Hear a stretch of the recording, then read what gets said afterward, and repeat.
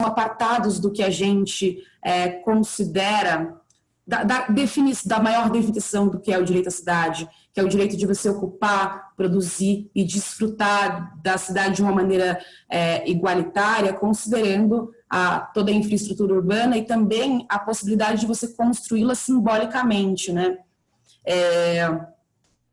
Fico inflamadinha de pensar nisso, porque estou junto com os jovens, trabalho nesse projeto de juventudes, com 40 coletivos, então sabe-se lá quantas pessoas são, né? Às vezes a gente perde um pouco a conta, mas são 40 representantes e a gente tem, nesse momento, justamente deitado nossa atenção para pensar quais são os mecanismos que constroem as cidades da maneira que elas são hoje.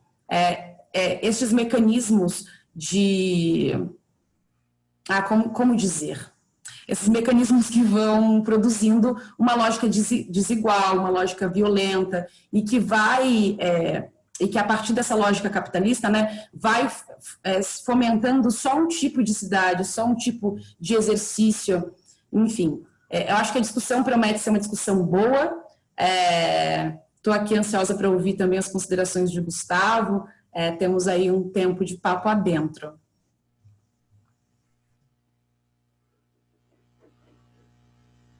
Boa noite, Gustavo. Eu gostaria que você se apresentasse e colocasse, a partir da minha provocação, o seu entendimento sobre o direito à cidade. Por gentileza, libera o microfone. Isso. Boa noite, Lucélia. Boa noite, Cássia. Vocês estão me ouvindo, né? Tudo certinho. Eu agradeço muito estar participando da live de vocês aqui, um assunto extremamente profícuo, um assunto realmente que pertence a todos, e que deve gastar a saliva e bronzear a língua de todo mundo aqui a vida inteira, porque todos nós fazemos parte da cidade, todos nós construímos a nossa cidade. A questão é que nem todos têm acesso à mesma cidade. Quando a gente vai falar, então, do tecido urbano, e quando a gente vai falar sobre os instrumentos que formam o urbanismo nas cidades, nós estamos falando sobre uma política urbana segregadora. É preciso deixar isso muito claro no começo da nossa conversa. O urbanismo hoje, ele é segregador, ele é instrumento de segregação. As cidades são nada mais, e as técnicas urbanas, as técnicas de desenho urbano que nós arquitetos urbanistas usamos diariamente, no meu ofício, na minha profissão diária, no meu escritório de arquitetura, nos meus projetos que eu faço, ou nas discussões que eu faço, são técnicas segregadoras. Nós trabalhamos sempre daquilo que a gente estava brincando antes. O urbanismo parece que é uma ideia de Deus para o arquiteto e para o mundo. Parece que as pessoas todas precisam acompanhar os traçados que nós fazemos. Então, existia anteriormente, a gente discutia sobre planejamento urbano, e hoje a gente discute sobre projeto urbano, só que ainda não horizontalizou esse debate. A horizontalização do debate é a comunidade trazendo de volta. Aí a importância da Cássia, a importância da Lucélia para falar sobre isso. Falar sobre essa ideia de que nós precisamos trazer o urbanismo para a pauta horizontal. O que as pessoas pensam sobre o que é o direito à cidade? Direito às cidades, o David Harvey falava uma coisa muito interessante. Ele falava que... David Harvey foi um dos estudiosos sobre o direito à cidade.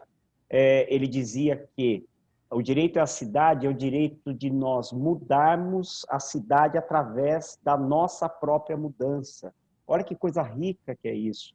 Aí a necessidade de a gente entender esse eu e esse a gente. Eu acho que o debate é muito profícuo exatamente nesse ponto, que a gente vai poder gastar nossa saliva e bronzear nossa língua todo santo dia com uma coisa que a todos nós pertence. E o debate hoje é como fazer pertencer a todos. Obrigada, Gustavo. Obrigada, Cássia.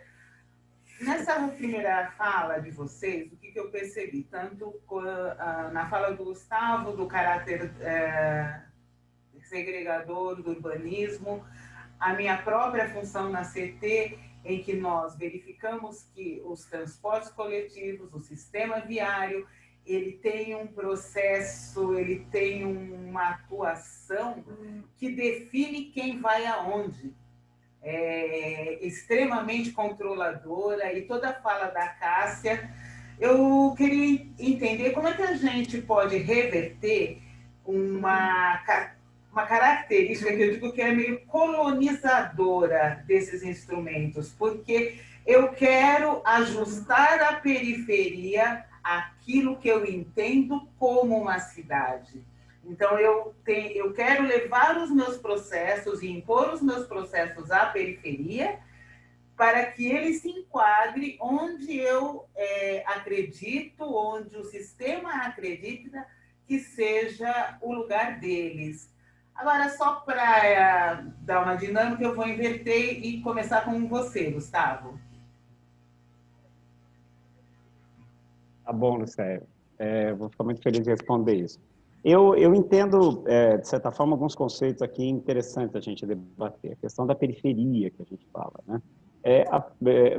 Eu visitei, no final do ano passado, a Ocupação 9 de Julho. Eu comecei a entender o que é periferia. Eu falei, o que é isso? Não é periferia, é centro, né? O arcabouço cultural está no centro das cidades. As cidades só sobrevivem no centro. Então, eu acho que a gente discutir sobre esses instrumentos e sobre essa visão segregada da cidade, a própria dinâmica da cidade mostra que o planejamento urbano erra. A gente aprende que o planejamento urbano é um planejamento que se destaca por justificar ao transporte demanda, e essa é a visão capitalista realmente da cidade.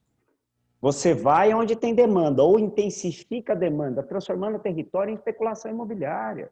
Vamos deixar claro isso, vamos partir desse princípio. O urbanismo feito nas cidades contemporâneas é um urbanismo capitalista que gera território e gera pessoas como capital. Isso é claro, e isso a gente não pode nunca mais permitir essa discussão como legitimada. A legitimação é a participação popular nisso tudo. Então, quando você vai no Ocupa 9 de Julho, que é uma das experiências urbanísticas mais fantásticas que eu consegui vivenciar e consegui participar com eles nisso tudo, nesse princípio, todo esse processo, você vê como se consegue inverter essa ótica do urbanismo. Então, como inverter tudo isso com participação popular, Lucélia? É exatamente isso que você está fazendo, é exatamente isso que a gente está tentando propor. Trazer para esse debate isso tudo, para essas atividades culturais no centro, atividades culturais naquilo que a gente pode considerar como periferia. Fazer com que a população entre dentro desse processo. E como fazer esse processo? Fazendo a participação disso, tirando dessa escala onde se constrói o urbanismo dentro de uma ótica, numa sala fechada, uma prancheta aberta e um monte de escalímetro rolando com caneta de todos os tamanhos, onde a gente vai conseguir deslocar as pessoas ou fazer caminhos para que as pessoas andem. Não, é apenas intensificar aquilo que já existe. Hoje a gente acaba de passar por uma pandemia, estamos aí no meio de uma pandemia, estamos passando por isso. Então, o que está acontecendo? A gente está agora começando a enxergar novamente a cidade e qual o movimento que essa cidade vai fazer. Esse é o papel nosso. Começar a entender como que essa cidade vai fazer e começar a legitimar essas coisas como desenho urbano. Então, resposta para essa sua pergunta, e obviamente uma pergunta que não vai ter fim, não vai ter nunca uma resposta, mas é a minha visão apenas. Nós precisamos trabalhar com esse ambiente urbano, trazendo a população para isso, trazendo para esse debate, trazendo para eles e tentando traçar no desenho mínimo do traçado urbano junto com a comunidade essa agregação. Esse urbanismo feito com cartas na escala 1 para 1000, 1 para 2000, ele é importante como diagnóstico apenas. É apenas em escala de diagnóstico. Depois disso, nós precisamos propor, e a proposição é direto com, eu posso dizer de comunidade, ou posso dizer diretamente daqueles usuários. Eu estou falando de escalas, obviamente escalas de interesse são completamente diferentes, mas as escalas sociais, de uma forma geral, se aplicam. Você vai ter essa mesma relação em Paraisópolis ou em Higienópolis, a gente vai ter isso. A gente vai ter essa necessidade da participação, porque existe comunidade de bairro em todos os locais. Então, a gente tem que falar como instrumento aquilo que vai direto, porque isso eu acho que, de certa forma, é um processo de aproximação da democracia. Essa democracia indireta que a gente trabalha, não, a democracia tem que ser direta, é objeto direto. A gente tem que ir direto transformar isso tudo. E é, obviamente, usando esses coletivos, usando esse pessoal que pode conversar sobre isso. E nós, como profissionais, obviamente, temos que ser apenas municiadores disso. A gente só não pode atrapalhar. É o que eu sempre falo. Não sei se eu respondi a tua pergunta, minha amiga. Respondeu. Cássia, como reverter essa vocação colonizadora, né, dos nossos instrumentos públicos de urbanismo, do transporte coletivo, da mobilidade, que tenta impor essa civilização à nossa população? Eu estava rezando para você não me chamar enquanto o carro do churros passa, mas eu vou disputar com ele agora, porque a gente está falando de disputa, né? De disputa de narrativa, de disputa de território, de disputa de instrumentos. Então, como é que... Assim, primeiro que quando o Gustavo diz, né, do Lefebvre, traz o Lefebvre para falar, direito de mudar a nós mesmos mudando a cidade, eu acho que isso já dá algumas pistas para a gente, dessa necessidade da gente fabular outras possibilidades, da gente disputar novos lugares, da gente ficcionar mesmo, da mesma maneira que esses arquitetos trancados em suas salas, mas também da mesma maneira que os legisladores fazem, da mesma maneira que os grandes empresários fazem dentro de seus escritórios, tomando as decisões sobre a cidade. A gente também precisa ficcionar e criar cidades possíveis, cidades outras, cidades mais justas, onde tenham outros territórios validados, onde tenham outras histórias validadas, né? Então, eu acredito que o como se dá através de um projeto pedagógico mesmo. E aí, Lucélia é uma educadora que também, né, passeia pela chave da cultura, e é um lugar que eu acredito muito de transformação, que é quando a gente consegue, de fato... Gente, é muito difícil falar, porque tem uma promoção rolando aqui do lado. E aí, o que acontece, né? Quando a gente está falando... Dá para ouvir perfeitamente você, viu, Cássia? Tá mostrando para você, porque a gente está ótimo. Então, acho que é isso, né? Que, esse lance das narrativas postas pela cidade, a gente está falando de um plano, e um plano que se planta no território, né? Então, a gente precisa também ter planos, a gente precisa se encontrar. Acho que a solução se dá coletivamente e a gente deita essas soluções que a gente sonha junto, que a gente planeja junto, através das políticas públicas, né? Então, como é importante ter pessoas pensando esses direitos articulados, porque o direito à cidade é isso, né? Você interrelacionar direitos culturais, direitos ambientais, econômicos. Eu acredito muito que a gente precisa deixar de acreditar numa história única. Todos os dias somos sentenciados a um determinado caminho, né? Você foi dizendo, Lucélia, como essa definição da mobilidade urbana se dá através de quem vai para onde, né? Uma coisa parecida com isso. E isso acontece em muitas instâncias, né? Isso acontece quando a gente determina quem é que entra no trabalho, qual que é a distância que a gente contrata, qual que a gente não contrata, qual que é o gênero que a gente vai contratar, qual que é a sexualidade que a gente vai contratar. Então, acho que para a gente apontar caminhos possíveis de transformação, a gente precisa de mais encontros onde pessoas que têm vivências distintas de território e de vida se encontrem para ficcionar outras possibilidades de cidade. Acho que é isso, acho que a importância que Gustavo diz da participação popular é exatamente isso, né? Acho que a transformação, a mudança se dá através do coletivo. E a gente tem grandes exemplos disso, sobretudo na juventude e na articulação das mulheres pretas no território. Então, os territórios têm sobrevivido de alguma maneira, né, os territórios periféricos, sobretudo, têm sobrevivido a partir da organização dessas mulheres pretas, desse ajuntamento, desse aquilombamento que se dá há muitos e muitos anos. E da juventude também reclamando as ruas, né, reclamando os espaços públicos, ainda que escorraçados pela força policial. Então, mesmo durante a pandemia, você veja só, tinha jovem lá nas torcidas antifascistas, tem jovem indo às ruas para dizer que vidas negras importam. Então, eu acho que essa pulsão, né, tanto do cuidado, embora seja uma sobrecarga das mulheres pretas, quanto dessa criatividade, dessa criticidade da juventude, precisam ser aproveitados para estes encontros onde a gente fabule outros futuros possíveis.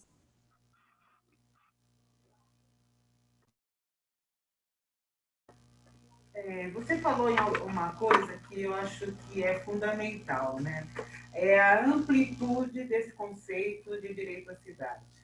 O que mais me encantou em falar de direito à cidade é que ele trata de todos os nossos anseios como pessoas, como seres humanos. Então, ele fala da questão da mulher, ele fala da questão racial, ele fala da ocupação de espaço, ele fala dessa disputa, né? Que é onde eu posso estar, por que que eu quero estar ali e por que que o outro não quer que eu esteja. Acho que o direito à cidade, ele depende de todos os outros direitos, ou eu diria que ele só será de fato exercido quando eu tiver acesso a todos os meus outros direitos, quando eu não for excluído de nada, aí o direito à cidade realmente passa a ser uma realidade. E quando eu fui pesquisar isso, o que eu notei? Não é um assunto que seja tratado em campanhas políticas. Não é um assunto que seja apropriado pelos políticos. Eu até confesso que eu falei, nossa, será que é bom falar disso? Mas eu acho que não tem uma outra forma.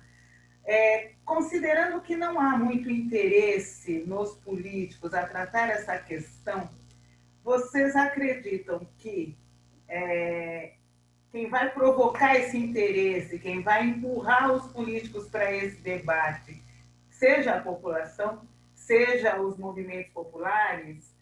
Cássia, você começa agora. Sim, aquelas, né?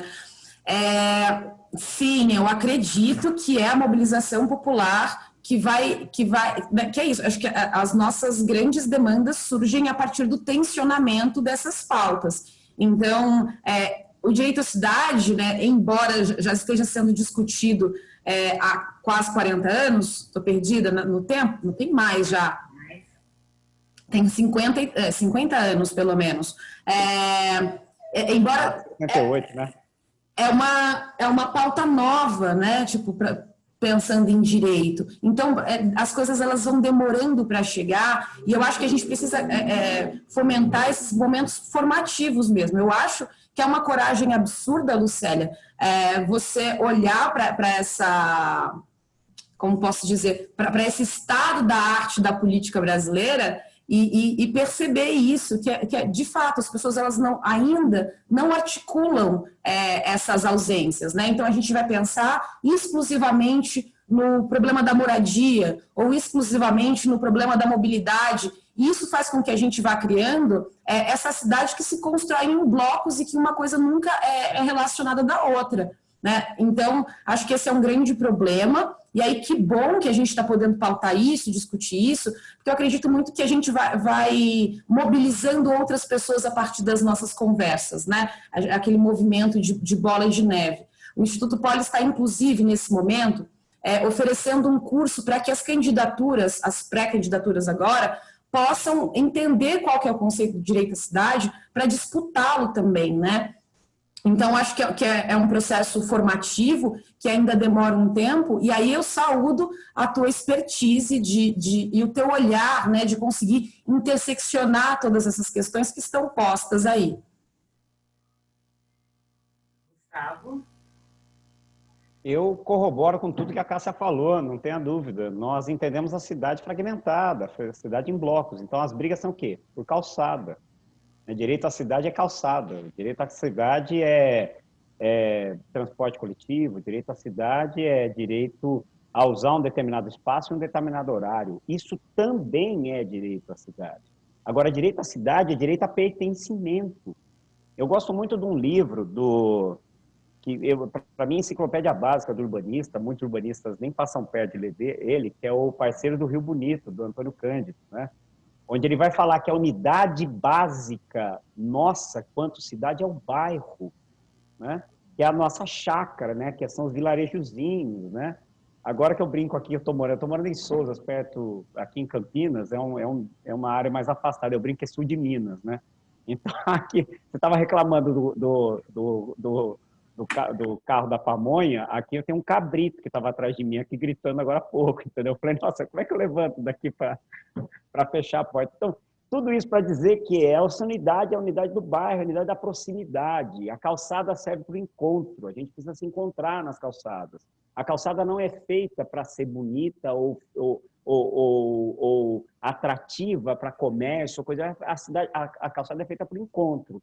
Então, quando a gente fala de encontro, a gente fala de pessoas. Trazer essas pessoas para esse debate. Então, sim, Lucélia, a gente está conversando sobre o quê? A gente está conversando sobre a pressão popular, sim, que precisa ser feita. E isso vem da mobilização. E, acima de tudo, a mobilização pelo convencimento daquilo que é correto. Pelo amor de Deus, a gente está falando só sobre integração.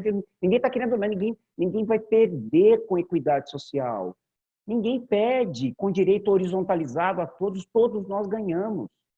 Então, é essa que é a briga. Então, mais do que apenas o desenho do espaço piatonal, que é uma conversa que o arquiteto fala, piatonal é calçada, viu, gente? É de piaton do francês, olha que coisa chique, né? Não, cara, é calçada, é a gente andar na calçada, é conversar com o outro, é esbarrar na mesinha do bar, é dizer, é conversar, é bater papo, e a gente viver essa cidade, viver essa polis. Então, como fazer isso? É diretamente nesse contato direto, onde a gente sai de um ponto onde nós somos passivos e passamos a ser ativos. E é essa que é a atividade que tem que ser feita. Eu gostava muito de um texto que eu estava lendo há um tempo atrás, sobre crônicas cubanas, onde Ebenezer Solares, acho que era assim o arquiteto, ele dizia uma coisa: eu entendo o arquiteto urbanista como técnico, não entendo-o como apolítico. Como apolítico, a política não tira fala, a especialidade não tira fala, falava pouco sobre isso. Então, eu acho que a gente precisa entender a generalidade, e esse é o ponto legal, Lucélia, desse debate que você está produzindo. Nós precisamos horizontar o debate, não resta dúvida. A especificidade nos vai tirar a fala, e é isso que as cidades são. Um calhamaço de especificidades pontuadas em calçadas e postes, onde a gente não está entendendo ainda o todo. Pelo menos, eu acho que eu... Você falou, né, que a especificidade nos tira a fala. Então, eu posso entender que as nossas cidades sejam um amontoado de silêncios, né? Um amontoado de pessoas sem falas. E essa fala de vocês dois contemplou aqui uma pessoa que mandou uma mensagem no Face, que é a questão da apatia social e das pessoas não se perceberem na cidade, estarem ali apáticas e não se sentirem integradas à cidade, né? Eu sempre digo que a cidade ela tem que ser um lugar para se viver, né? Para se viver, para aproveitar esse período que nós temos aqui de vida, eu preciso desfrutar das relações que essa cidade nos oferece. Mas a gente precisa corrigir essas relações que foram construídas ao longo do tempo. Nas minhas pesquisas, eu encontrei uma Carta Mundial pelo Direito à Cidade. Acho que ela foi escrita em 2006 no Fórum Social, né? Fórum Mundial Social. E eu vi um termo ali que foi colocado, que é a mais-valia gerada pelos investimentos públicos, que é um termo que eu nunca escutei, esse termo de usar a mais-valia para as relações entre o poder público e a sociedade. E aí eu aproveito esse conceito da mais-valia para fazer uma provocação. É possível, nesse modo de produção capitalista, nessa lógica em que as cidades, em que a nossa vida foi construída, é possível a gente caminhar para o direito pleno à cidade? Gustavo? É bem interessante, acho que a gente falar sobre essa questão da mais-valia e território, né? Quando a gente vai falar sobre planejamento urbano, a gente tem que entender uma coisa, uma dinâmica, de uma forma geral, a gente tem que passar por esse princípio. As cidades são instrumento do capitalismo. As cidades, como elas são formadas hoje, são instrumentos disso. E a política pública vai intensificar isso. A extração da mais-valia no território é a serviço da especulação imobiliária. Isso é um fato. As cidades contemporâneas trabalham desse jeito E mesmo assim, as cidades contemporâneas são cidades que nós amamos, que nós criamos essas cidades. Nós vamos buscar pertencimento nesses espaços. Nós vamos buscar interação nesses espaços. É possível inverter isso? Sim, é possível inverter essa lógica. Como isso? Com o governante, com aquele ativo, com aquele nosso representante que queira escutar a comunidade ou escutar as comunidades de bairro de como que elas vão trabalhar sobre isso. E esses precisam estar prontos e postos para suas propostas estarem serem coerentes com aquele avanço civilizatório que nós estamos buscando. Vamos deixar claro, nós estamos falando hoje em dia, muito recentemente, nós estamos falando há 2, 3 anos sobre isso, sobre o avanço da barbárie contra a civilização. Nós não estamos falando mais sobre partidarismos, apesar da insistência nesse debate. O debate nosso hoje é da civilização contra a barbárie. Não existe mais possibilidade de nós transformarmos as cidades em instrumentos de barbárie, como está. Veja, por exemplo, a apropriação de território que é feita por aqueles que se usam do espaço público para divulgar o seu trabalho, a sua arte, como eu tenho a profunda admiração por todos os grafiteiros possíveis e imaginários. A forma com que esses caras se apropriam, a forma com que esses caras entram sem pedir licença ou qualquer coisa do tipo. Ainda mais, eu não excluo desse debate aqueles que apenas estão lá indo fazer a sua manifestação ou colocando seu nome dentro de um prédio sem pertencer a nenhum princípio artístico. Esses caras estão, sim, mostrando que a cidade pertence a todos e a eles também, eles estão ali passando por isso.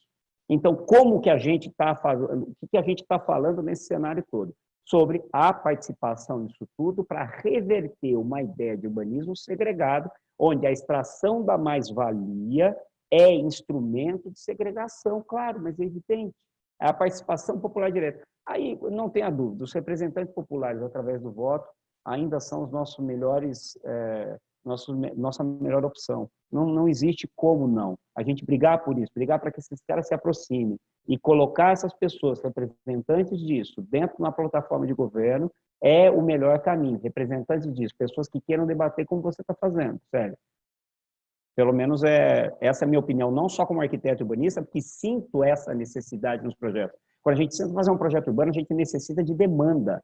E quando demandam para a gente apenas com origem e destino, apenas com pesquisa origem e destino, sem participação popular, sem ver um mapa qualitativo sobre o que está acontecendo, sem a gente ir na comunidade, sem a gente andar e circular pelos locais num sábado, num domingo, para ver o que está acontecendo, num dia a dia de segunda-feira, e acompanhar o trânsito desses pais e mães indo do trabalho no movimento pendular das cidades que a gente estudou tanto, e a gente não perceber esse movimento de proximidade, aí não tem como, você vê que a coisa é falha. Você está desenhando uma coisa que é falha, você sabe que aquilo não vai funcionar.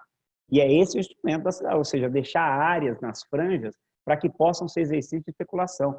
Tanto é que o Estado não pode ter território, olha que coisa. O Estado não pode ser, dentro de um instrumento urbanístico,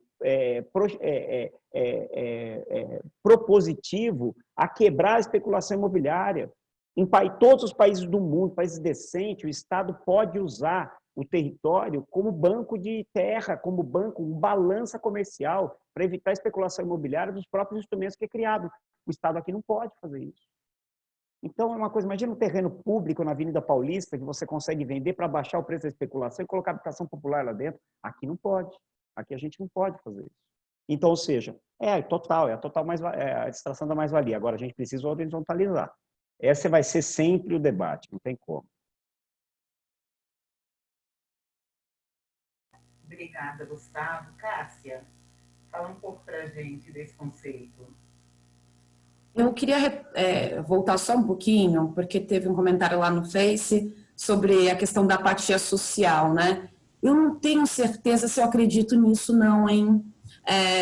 Eu não acredito, porque a gente estava, inclusive, falando de exemplos em que a juventude, em que as pessoas pretas, as pessoas LGBTQias, têm, de alguma maneira, encontrado formas de se aquilombar e de pensar a solução da cidade, né? E aí eu não consigo acreditar nesse processo de apatia, até porque quando as pessoas pensam e colocam um despresidente no poder, por exemplo, eu acredito muito que tenha sido um voto antissistêmico.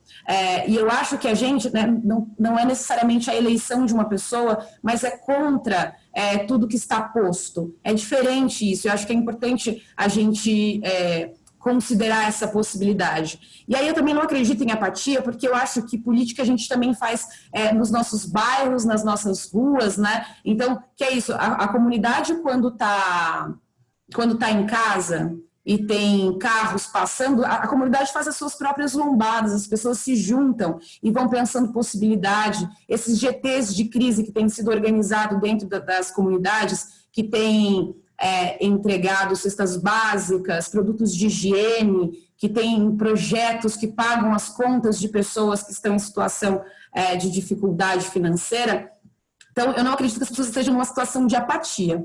O que eu acredito é que essas pessoas estão divididas. E aí, dividido, a gente tem muita dificuldade de defender as coisas que a gente acredita. E como é que se dá esses processos de divisão? É justamente isso que o Gustavo estava falando, né? A gente vai colocando preço na cidade e a gente vai dizendo onde é que as pessoas podem estar. E vai colocando condição para estar também nesses lugares. Então, Gustavo tinha falado antes da importância dos bairros, Lucélia tinha falado numa outra live da importância das ruas de lazer.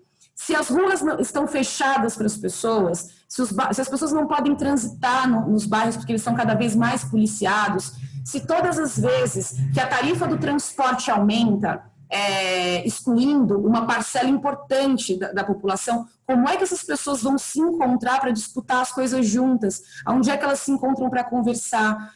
Se a gente tem tido, ultimamente, uma política de sucateamento dos editais culturais, por exemplo, né? Onde é que essas pessoas se encontram? O que se quer com essas cidades, né? O que a gente quer com uma cidade que não tem banco para a gente sentar? Que as pessoas estão sempre de passagem. Então, eu acho que existe nessa lógica de construção de cidade uma intenção de apartar as pessoas, de distanciá-las, né?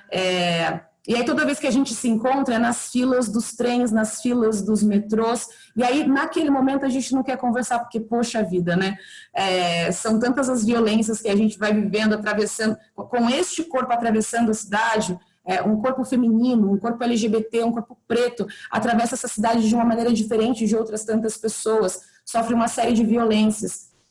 Então, eu acredito muito que quando existe uma ordem posta, um preço posto para se viver nessa cidade, só algumas pessoas podem pagar por ela. Isso é extremamente triste, mas isso é pensado, né? Isso é o tempo inteiro fomentado. Talvez eu tenha já me perdido da questão, mas fui tentando de alguma maneira amarrar com as coisas que o Gustavo foi dizendo. Obrigada. Até gostaria de colocar uma situação a mais. Por exemplo, o Gustavo, ele falou lá no início que ele visitou a ocupação 9 de julho. Nós temos várias ocupações em São Paulo e várias muito bem organizadas, né? Mas o que ocorre hoje com alguns movimentos, inclusive o Nova Luz, a ideia é empurrar essa população, tirar essa população dali. Se nós formos ver o preço dos novos imóveis naquela região, não é para a classe trabalhadora. Eles querem transformar o centro da cidade num local descolado, bonito, né? um local para se curtir. E aquela população que está ali e que já construiu as suas relações de trabalho, escola, naquela região, vai ser expulsa do local. Uma outra questão, aqui um comentário, foi comentário do Heitor, que ele fala que as eleições não resolvem os problemas e as necessidades do povo trabalhador, e em particular do povo que vive nos territórios de favela e da periferia. Aproveitando essa fala que a gente está tendo sobre eleição, sobre o papel dos legisladores, dos governantes, e aí vocês já deram para mim várias orientações, vários insights sobre é preciso provocar a população para se apropriar deste conceito e deste direito. E fica muito claro que o direito à cidade ele depende desse envolvimento, que a população provoque os seus governantes, os seus representantes, para tomar as medidas, para fazer as ações que venham reverter esse processo. E como a minha pretensão, né? Eu estou concorrendo a poder me candidatar como vereadora, minha pré-candidatura como vereadora, qual é o papel de um vereador? Como um vereador pode atuar nesse sentido de provocar esse debate, construir legislações ou buscar dentro das legislações atuais os caminhos, porque eu digo que São Paulo tem muita lei. A gente precisa saber o que vale a pena, o que não vale a pena, o que tem que ser brigado, sob que ótica foram construídas essas legislações. Qual é o papel do vereador nesse processo, Cássia? Eu juro, Gustavo, vinha antes. Veja só, quero retomar, eu adoro retomar as coisas, né? É para conseguir construir a linha de raciocínio. Você estava falando, Lucélia, da construção, né, dessa cidade que está se construindo, né, que vai se construindo uma cidade bonita, uma cidade que defende algumas narrativas e que se constrói na imponência, né? Então a gente vê, por exemplo, essa discussão que as pessoas têm feito agora sobre os monumentos, na verdade que é uma reclamação desde antes, mas que agora está em maior visibilidade, a questão dos monumentos racistas em São Paulo. Então, quando a gente vê essas obras, elas estão querendo afirmar sobre o território algumas narrativas. E aí, a quem servem essas narrativas, né? E aí, quando você vai dizendo também, e aí trazendo agora para outra questão, de qual o papel de uma pessoa candidata à vereança, acredito muito que... falávamos antes dessa questão do como é que a gente educa uma população para que ela tenha noção de seu direito. Às vezes, a gente educa não explicando o conceito. Né? Quando eu estava falando aqui, é um processo pedagógico, a gente precisa pensar em cidades educadoras, não é necessariamente de trazer o conceito para as pessoas para que elas o leiam, o compreendam e o apliquem. Não, às vezes é vivenciar mesmo isso. As pessoas precisam vivenciar a cidade, elas precisam transitar por ela e saber que podem fazer isso. Infelizmente, as pessoas não têm essa dimensão porque custa caro, custa pelo menos R$4,40 sair de casa. Pelo menos, a gente faz uma série de interconexões e isso vai ficando cada vez mais caro. A gente gasta, né, para economizar, a gente gasta sola de sapato, é quase como se não tivesse opção. Então, a gente vai vivendo dentro desses muros que às vezes não são visíveis.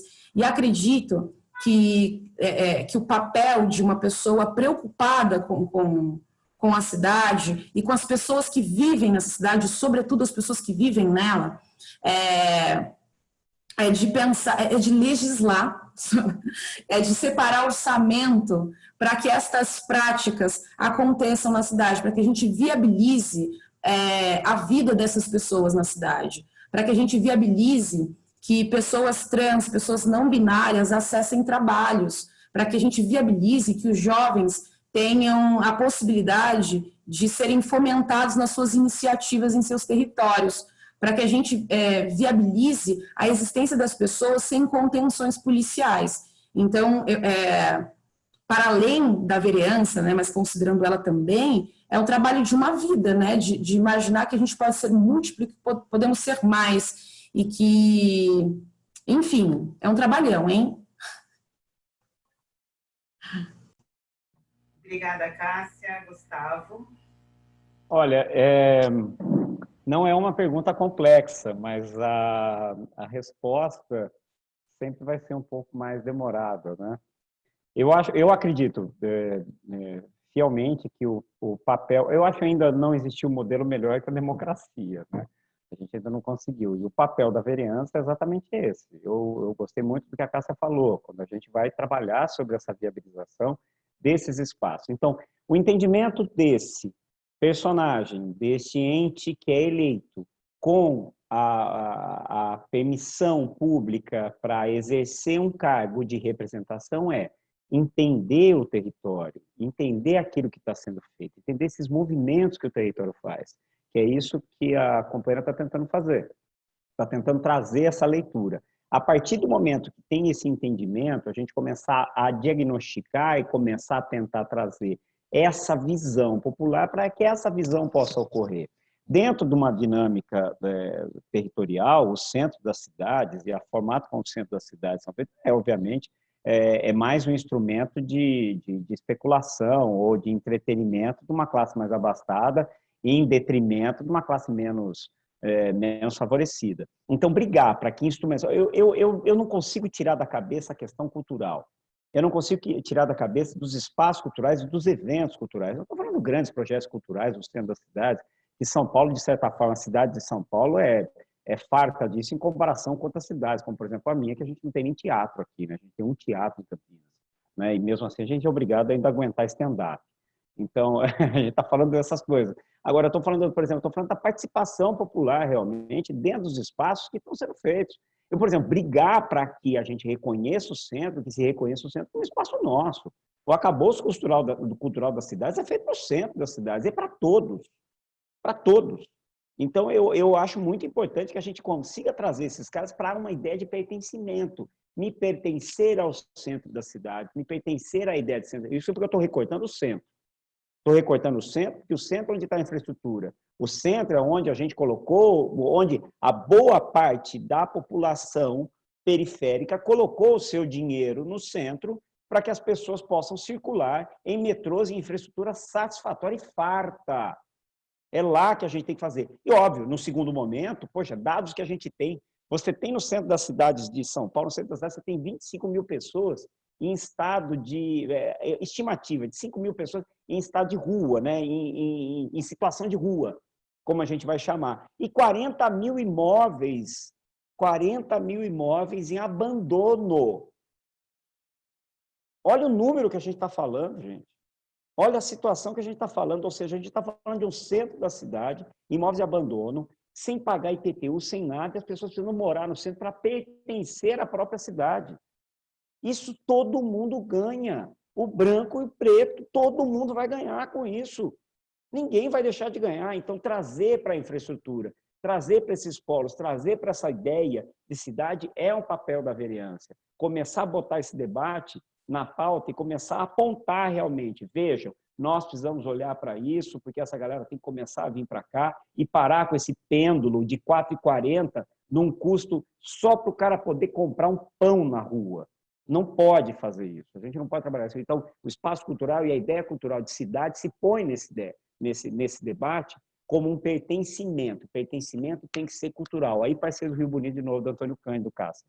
Eu acho que é isso. Eu queria só fazer uma complementação, posso? Na verdade, não é nem uma complementação ao Gustavo, mas eu acho que é uma continuação daquilo que eu estava tentando elaborar e que consegui enquanto o Gustavo falava, que a gente fica falando desse lugar de pertencimento da cidade, né? Mas a cidade de São Paulo é uma cidade extremamente complexa, extremamente desigual. E aí, quando a gente está falando aqui de equipamentos de cultura, por exemplo, vários distritos ostentam zeros, né? Então, 0 salas de cinema, 0 museus, enfim. E aí a gente vai vendo como é difícil pensar essa cidade de maneira global, e às vezes a gente precisa considerá-la no específico, né? Para conseguir pensar políticas que consigam... consigam pensar saídas para aquela situação, considerando já as pessoas que moram naquele lugar. E aí também pensar assim que a nossa lógica não precisa ser só a de ir até o centro para aproveitar a infraestrutura que está lá, né? Como é que a gente cria e fortalece um fluxo entre periferias? Como é que a gente potencializa essas trocas, uma vez que quando eu quero, por exemplo, que moro na Zona Leste, visitar minha mãe, preciso ir até o centro para daí, então, ir até ela, né? Existe uma dificuldade, embora a distância seja menor, da gente se interconectar com as bordas. Enfim, acho que são coisas também que a gente precisa considerar neste plano aí de campanha. uma questão que você tocou é que às vezes a gente coloca, né, a necessidade de se levar esses equipamentos públicos para a periferia, mas misturando as duas falas, a sua e a do Gustavo, eu levo este equipamento para a periferia, mas nada impede de que a pessoa vá até o centro, porque eu sinto que algumas políticas, elas formam muros invisíveis, né? E você tocou lá atrás, eu também retomando, na questão da cultura, que é a minha outra vertente, né? Que para mim é uma questão muito cara, até porque eu entendo, né, com vários trabalhos em que eu participei, que a cultura ela tem esse poder da pessoa se conhecer, dela se colocar, e aí ela percebe mais o que está faltando para ela. Eu digo que nos vários projetos que eu trabalhei, eu não criei grandes artistas, nem grandes bailarinas, mas eu criei pessoas melhores, que sabem entender melhor. Eu acho que a arte ela tem um poder de ampliar a visão daquele ser que é fenomenal. Até deve ser por isso que a arte e a cultura vem sendo tão atacada por essa lógica da barbárie que o Gustavo citou, né, no início da nossa live, da civilização contra a barbárie. A cultura tem sido uma vítima muito frequente, porque ela permite que as pessoas se conheçam e se entendam dentro dos processos. A gente vem conversando aqui, tudo tem dado para nós uma visão de que nós estamos numa sociedade desigual e que a gente precisa do envolvimento do cidadão para mudar isso. E como eu vou trabalhar a questão do ninguém perde? Eu acho que foi o Gustavo que falou. Porque quando eu estou tratando de um espaço em disputa, como eu posso convencer aquele que tem acesso de que me dar acesso não fará perder? Eu vou citar um exemplo muito claro aqui de São Paulo, a malha cicloviária. As pessoas diziam, eu não quero ciclovia na minha rua. Houve um padre que se colocou, eu não quero ciclovia na porta da minha igreja.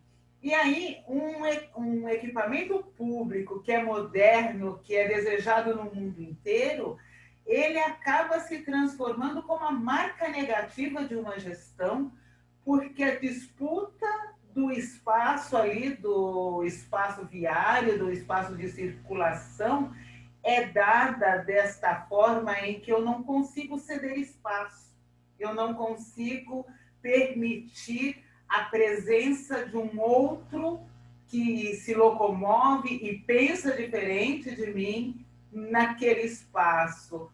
Como convencer que todo mundo ganha numa sociedade com direito à cidade sendo exercido plenamente? Gustavo.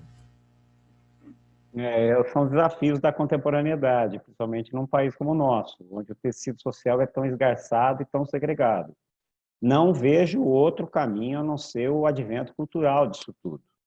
Não vejo outro entendimento a não ser sobre a força da cultura, a força dos movimentos culturais e da forma com que esse posicionamento pode ser feito. E, acima de tudo, claro, o Estado tem papel. A gente está muito nesse papo hoje de dizer que o Estado não tem papel.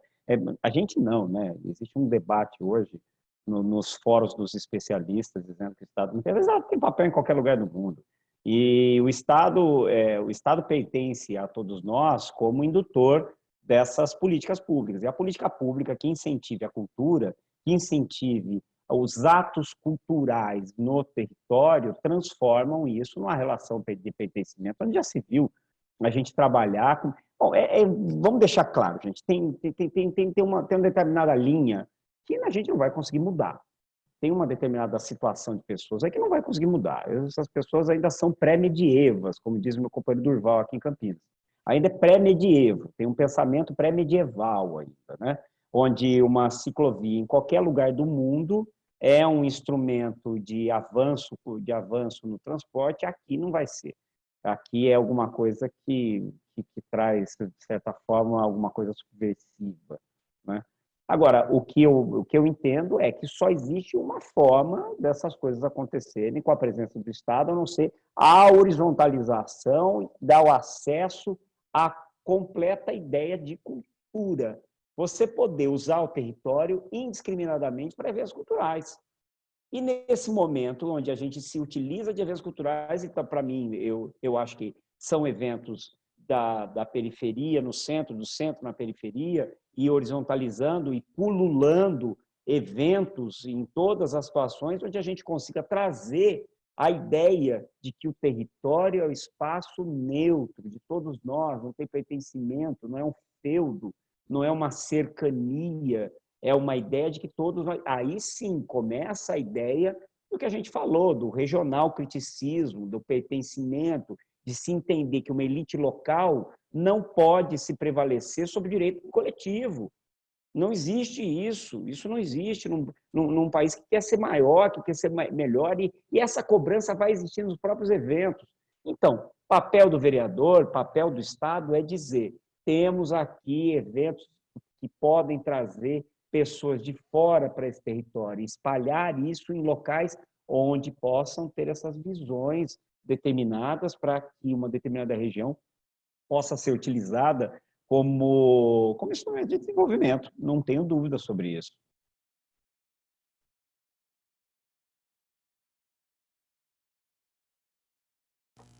Obrigada, Gustavo. Cássia? Eu acho que é difícil pra caramba esse lance de ninguém perde. Porque eu acredito muito que tem gente que perde. Porque tem gente que sempre teve tudo, tem gente que sempre teve a cidade toda, que a gente estava falando dos equipamentos, por exemplo, né? Se a gente for pensar no eixo sudoeste de São Paulo, é um lugar extremamente investido e reinvestido, então é onde tem mais estações de metrô, é onde inclusive né, onde tem mais ciclofaixas, onde tem mais vagas de hospital, onde tem mais equipamentos de cultura.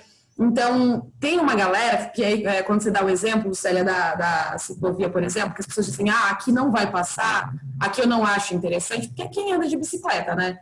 Quem que vai passar na minha porta? E as pessoas querem manter esses lugares, tipo, quer manter, que nem aquele vídeo que rodou na internet, em que a pessoa fala para o policial que ele não vai pisar na calçada. Então, assim, as pessoas não querem perder sequer isso. A mesma coisa que aconteceu, por exemplo, quando a estação de Higienópolis começou a ser construída.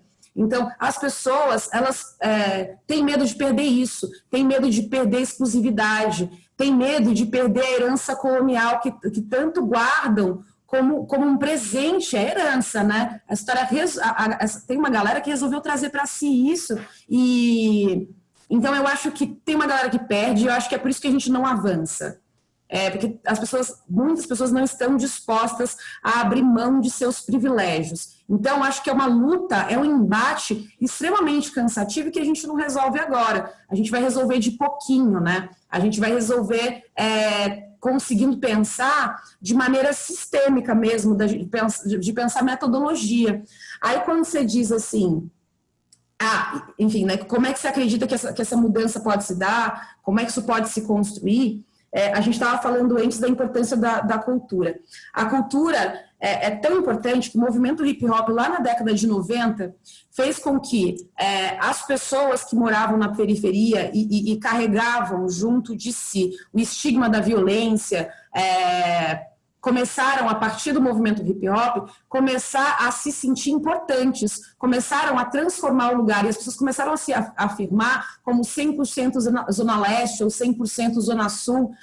Isso, né, você mudar a maneira que um povo, uma população é representada, muda a maneira que ele vai construir o lugar que ele vive. Então, as pessoas deixaram de mudar de seus lugares, de caçar mais lugar perto do centro, de se supliciar com os preços dos aluguéis, né, para tentar buscar políticas públicas nos seus próprios lugares, para construir em seus bairros outras possibilidades, para trazer serviços públicos para esses lugares. Então, eu acredito muito que a saída é a gente legislar sim, mas não só, né? Não adianta criar leis, a Lucélia estava dizendo, é um lugar que tem lei pra caramba, a gente não sabe a que servem, então a gente precisa criar lei boa, a gente precisa rever as que já tiveram, criar leis boas e pensar como acompanha, como é que a gente mede, quem é que faz, como é que aplica, porque não dá para a gente criar uma lei e supor que ela vai responder às especificidades de um território tão diverso como é a cidade de São Paulo, por exemplo, né? Se a gente começa a comparar com outras cidades, isso fica mais complexo ainda. Então, acho que estamos no caminho.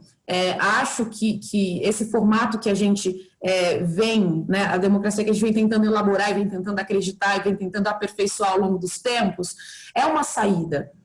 Mas não dá para falar de democracia se a gente não considera o território, as especificidades do território, não dá para falar de democracia se a gente não considera raça, se a gente não considera gênero, se a gente não considera sexualidade, porque se a gente não considera essas coisas, então não é democracia. Cileia, só eu vou completar uma coisinha aqui, uma informação. Esses dias eu me peguei lendo uma notícia de que finalmente, a justiça brasileira decidiu que o Palácio da Guanabara, no Rio de Janeiro, não pertence à família real portuguesa, ou os descendentes dela. Então, você vê como é incipiente a questão democrática, como a democracia ainda engatinha entre todos nós, né? Falando o que a Cássia falou, corroborando o que ela falou, eu acho que a ideia que o Darcy falava tanto sobre a ideia de pertencimento cultural ou de identidade cultural é o instrumento que vai fazer com que a sociedade como um todo se pertença a um determinado local. Então, existe o ganha-ganha, existe o pede-pede, existe, e isso é natural da democracia. Vai existir esse equilíbrio. Agora, ao final disso tudo, se preserva a ideia de que a democracia vai ter que sobreviver dentro desses instrumentos de equilíbrio, onde a gente vai ter uma ideia de cidade dentro da ideia de identidade, coisa que a gente ainda não está debatendo.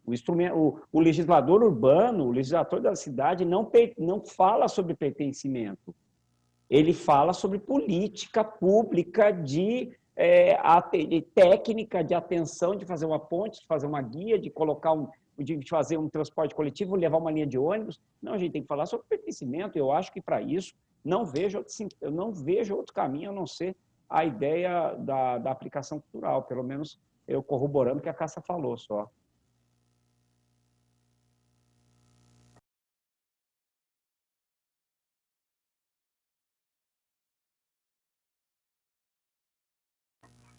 Desculpe, acho que é o entendimento de que a política pública, a primeira pergunta que a gente tem que fazer ao se pensar uma política pública ou uma lei é a quem? Para quem? Né? Porque a gente tem a pergunta mesmo para quê? Mas aí eu tiro dessa análise a pessoa a ser atendida. E às vezes eu imponho a comunidade, eu imponho à população instrumentos e recursos que não atendem.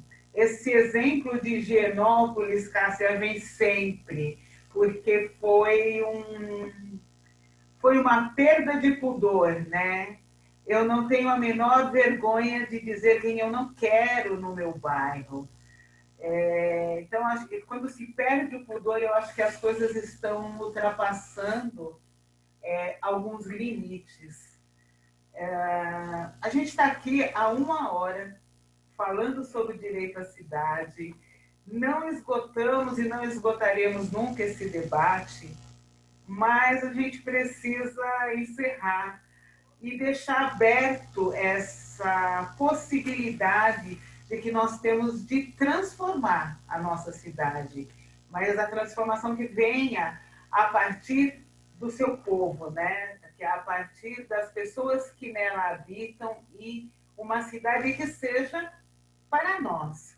que eu não me sinta inibido em qualquer lugar, impedido em qualquer lugar, porque da mesma forma que a gente fala, o povo periférico tem que ir para o centro, eu também tenho que criar nas regiões que foram afastadas, né, que não foi uma escolha estar ali, uma relação com aquele local, o desenvolvimento das centralidades, os pontos de cultura, a produção de cultura, deve permitir também esse intercâmbio entre moradores da cidade toda. Interessante a Cássia falar que para visitar a mãe ela precisa passar pelo centro. Esse é um problema técnico da cidade de São Paulo. Tudo converge para o centro para depois se distribuir novamente, e nós temos alguns caminhos muito irracionais. E com tudo isso que a gente discutiu, eu gostaria de passar agora para vocês, para que vocês fizessem uma fala para finalizar essa nossa live com as suas considerações finais, desde já agradecendo muito a participação, a contribuição e todo o acúmulo que vocês trazem para esse debate e que vai fazer a mim, e espero que as pessoas que estejam nos assistindo, muitas reflexões e muitos incômodos em relação à nossa vida na cidade. Gustavo, você pode, por gentileza? Bom, gente, eu agradeço demais a participação e o aprendizado que eu tive aí com a Cássia e com você, Lucélia, desse ponto de vista sobre a... Volto a dizer, eu sou um arquiteto urbanista, a gente vive às vezes com o cotovelo na prancheta e não olha para o lado, fica quase com um mata-burro na paralela, que eu brinco com meus amigos, né? Então, o que eu tenho a dizer a todos, que a esperança que a gente tem da cidade é de que a cidade seja sempre e efetivamente um instrumento de democracia. A cidade sempre foi um instrumento de conflito, um ambiente de conflito, um território de conflitos. E o que a gente precisa, quanto Estado, e solicitar ao representante nosso do Estado, é que ele brigue pelo lado menos favorecido. O que a gente estava falando no começo sobre direitos são os direitos difusos. O que é o direito à cidade, se não um direito difuso? Então, a obrigatoriedade e a necessidade que a gente tem é de brigar por isso. E quando a gente fala do Estado, a gente está falando sobre, sim, como a comunidade consegue pressionar esse Estado e como ela consegue fazer com que nós todos possamos conviver dentro do mesmo espaço, atingindo o nível de pertencimento cultural que o Estado pode nos favorecer pelo território. Minha ideia, acima de tudo, é dizer que o território pertence a todos nós, e nós precisamos, de uma forma geral, fazer com que as políticas públicas sejam inseridas dentro dessa ideia de pertencimento. Se nós temos conexões entre todos os ambientes dentro de um mesmo território, a gente tem que ter essa conexão cultural, e essa é a cultura que vai fazer isso. Não é mais a política da guia rebaixada ou do território livre, isso daí já foi dominado por um outro setor, que é o setor financeiro. Essa briga é muito difícil de vencer, gente. É muito difícil. A gente não tem política, a gente tem instrumento político para tal, instrumento de legislação, o Estatuto da Cidade, a Constituição, e o Estatuto da Cidade que vem regulamentar a Constituição cidadã. Mas a briga é por um ambiente onde a gente precisa fazer com que as pessoas, nós de uma forma geral, precisamos fazer com que as pessoas divulguem o seu pertencimento àquele determinado território, seja na periferia ou seja no centro. E eu bato muito na tecla do centro, gente. Eu bato muito na tecla do centro, porque seria uma conquista sensacional novamente. A gente interromper esse avanço da especulação novamente nesse movimento centralizado. Se a gente consegue segurar isso, principalmente no território de São Paulo, focado no território, fazendo com que exista moradia, fazendo com que existam os instrumentos, e já diretamente focado, a gente consegue subverter uma lógica, é uma lógica que é tão segregadora e produziu tantas segregações ao longo da nossa história contemporânea, principalmente na história do urbanismo. Eu agradeço muito você, agradeço muito a Cássia. Obrigada, Gustavo. Cássia, suas considerações finais?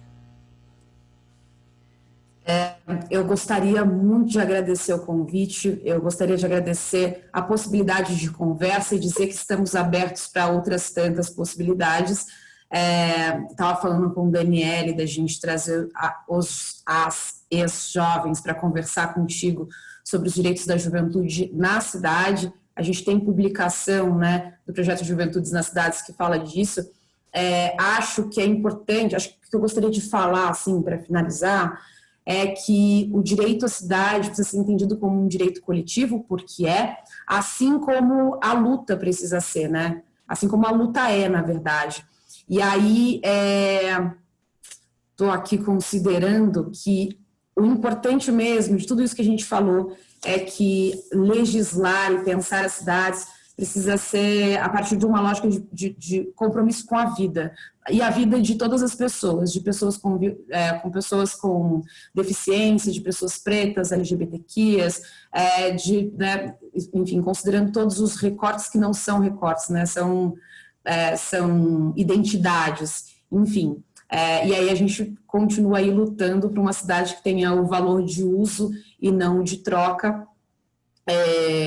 Um beijo, boa noite, estou muito feliz com o debate, aprendi bastante também, é sempre importante a gente trocar. Obrigada, Cássia. Eu vou terminar respondendo aqui para o Reginaldo Portela, que me pergunta, né, com o avanço do bolsonarismo, com 30% de aprovação dessa pessoa, como fazer, né? Como que a direita pode ocupar esse lugar? Eu acho que primeiro é encarando de frente essa dificuldade e não abrindo mão de fazer essas discussões que nós fizemos aqui hoje. Nós sabemos, né, que esses 30% provavelmente são aqueles que têm o conceito de que ceder é perder e não compartilhar. Eu entendo que o ceder espaço tem que ser trocado pelo compartilhar espaços. Então, entendo o meu dever como um ser político é não me abster desse debate, é me colocar à disposição para ele, principalmente à disposição das pessoas que estão discutindo, que ficam incomodadas com essa situação e que também acreditem que é possível transformar. A realidade está aí, está dada, nos incomoda, mas nós não podemos nos acomodar diante dela. Acredito que a cidade tenha que ser um local onde eu possa me realizar enquanto pessoa, que eu não tenha que somente trabalhar, voltar para minha casa, dormir e novamente voltar para o meu trabalho, que a cidade sirva para que me completa como ser humano. A arte, o lazer, as discussões políticas, as manifestações, as festas coletivas. Muito antes de eu me entender como um ser político, eu aprendi que tudo que é público, tudo que é coletivo, deve ser muito mais bem cuidado do que o particular. E é com isso que eu brigo pelo direito à cidade,